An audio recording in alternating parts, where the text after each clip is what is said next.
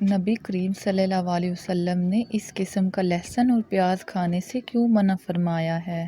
جانیے لہسن اور پیاز کو کھانے سے منع کرنے کے کچھ حقائق اس ویڈیو میں۔ ہمارے ہاں کچا پیاز اور لہسن عام کھانے کی ترغیب دی جاتی ہے اور اس کے طبی فوائد بتا کر لوگوں میں اشتیاق پیدا کیا جاتا ہے۔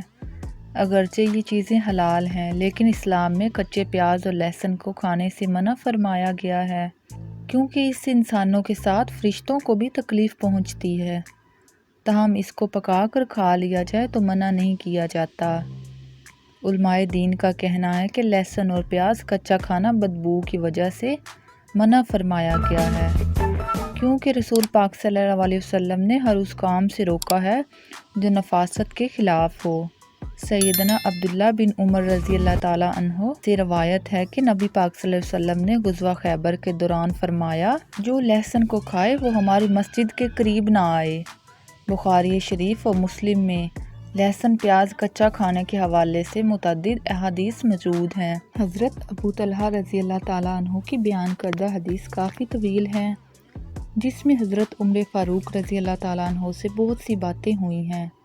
ان میں سے ایک یہ بھی ہے، اے لوگو تم لہسن اور پیاز کے درختوں سے کھاتے ہو حالانکہ میں ان کو خبیث درخت سمجھتا ہوں۔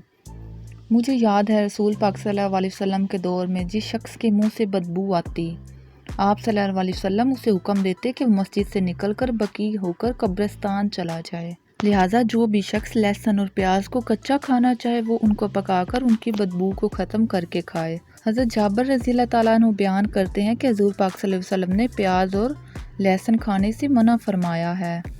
ہم نے ضرورت سے مغلوب ہو کر اگر ان کو کھا لیا تو حضور پاک صلی اللہ علیہ وسلم نے فرمایا، جو ان بدبودار درختوں سے کھائے وہ ہماری مسجدوں کے قریب نہ آئے کیونکہ فرشتوں کو بھی ان چیزوں سے تکلیف ہوتی ہے جس سے انسانوں کو تکلیف ہوتی ہے۔ اس حدیث سے ثابت ہوتا ہے کہ لہسن اور پیاز کی بو سے جہاں انسانوں کو ناگواری محسوس ہوتی ہے وہاں فرشتوں کو بھی بدبو سے تکلیف ہوتی ہے۔